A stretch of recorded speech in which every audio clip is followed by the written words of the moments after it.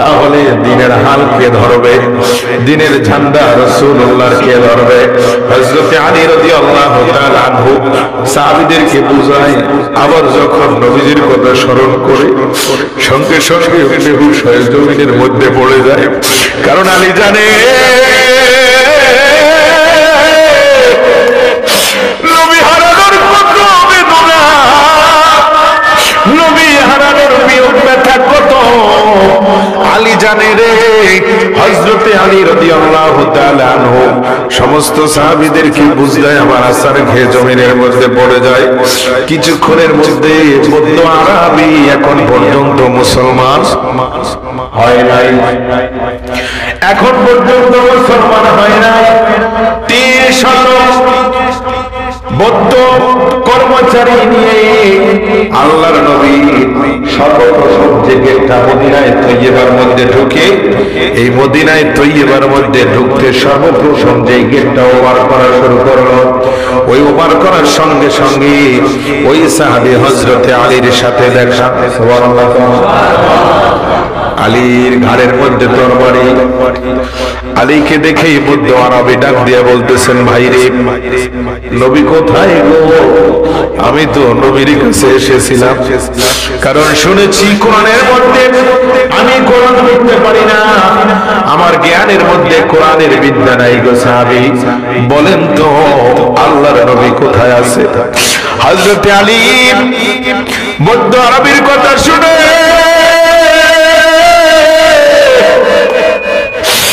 আলী ডাক দিয়ে কই, রে বন্ধু, তোমার বাড়ি কোথায়? কোন জায়গা থেকে তুমি এসেছো? কলিজার মধ্যে লবণের ছিটা মারার জন্য বন্ধুরে আজকে ৪র্থতম দিন চলতেছে, আল্লাহর নবীকে ওই জায়গার মধ্যে রেখে দিচ্ছি। বৌদ্ধ আরবি একটা চিৎকার মেরে বলে, বন্ধু, আমি তো এসেছিলাম আমার জীবনের গুনাহগুলো মাফ চাওয়ার জন্য, কারণ আমি কোরআনের আয়াত পেয়ে গেছি, যদি আল্লাহর নবী কারো জন্য তাওয়াবার রহিমা আল্লাহর কাছে যদি দোয়া করে, ইস্তেগফার করি, তাহলে আমার আল্লাহ ওই দোয়া তার জন্য কবুল করে নেয়।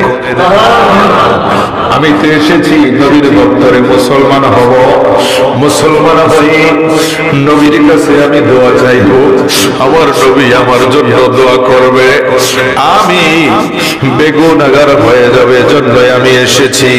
হযরত আলী কয়, বন্ধু, আমার নবী তো আজকে ৪র্থতম দিন ওফাত হয়ে গেল, আসো বন্ধু আসো,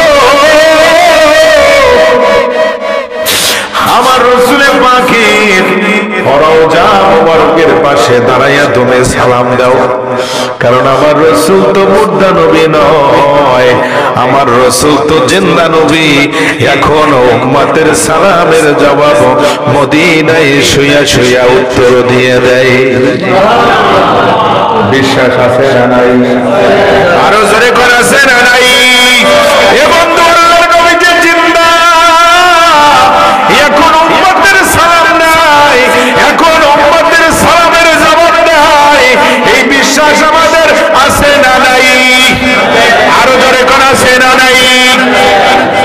বৌদ্ধ আরবি নবী পাকের রওজা মুবারকের কাছে গিয়ে ধুলো মাটিগুলো গায়ের মধ্যে লাগায়, এবং বৌদ্ধ আরবি নবী পাকের কদমের ধুলাবালিগুলো মাথার মধ্যে লাগায়, আর ডাক দিয়া কয়, ইয়া রাসূলুল্লাহ, ইয়া হাবিবাল্লাহ, আমি ব্যবসার মধ্যে মুবতালা ছিলাম, ব্যবসা বাণিজ্য নিয়ে ব্যস্ত ছিলাম গো নবীজি, আপনার কদমে আসার মতো সুযোগ আমার হয় নাই। ইয়া রাসূলুল্লাহ, ইয়া হাবিবাল্লাহ, ও মায়ের নবীজি,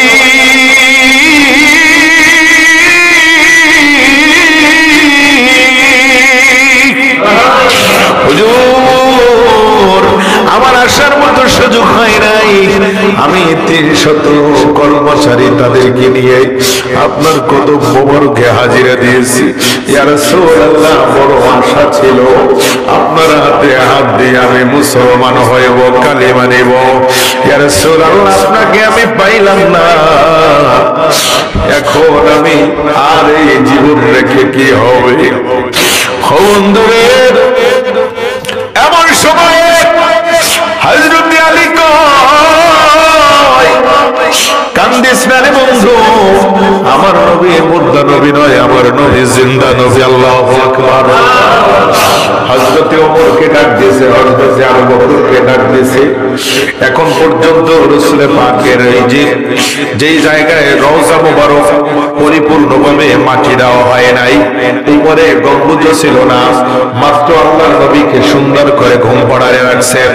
আবু বকর আর ওমর ডাক দিয়ে কয়, আরে আলী, নবী তো জিন্দা নবী, নবী পাকের সাদের কাপড় মোবারক, আল্লাহু আকবার, নূরের তাজাল্লি, নূরের ঝলকানি, নবী পাকের চেহারা মোবারকের মধ্যে আল্লাহর নূরের ঝলকানি এমন ভাবে মাত দিচ্ছে। হযরত আলী ডাক দিয়া কয়, তোমরা দুইজনে আল্লাহর নবী সামনের কাপড় মোবারকটা একটু উল্টাইয়া দিবে, আর আমি নবীজির হাত মোবারক ধরে ধরে এই পাগলার জন্য বলবো, ইয়া রাসূলুল্লাহ, তিনি এসেছেন মুসলমান হওয়ার জন্য, নবীজি গো মেহেরবানি করে আপনি একটু করে আমি আলীকে দিয়া তাকে বায়াতে রাসূল মুসলমান করে দেন।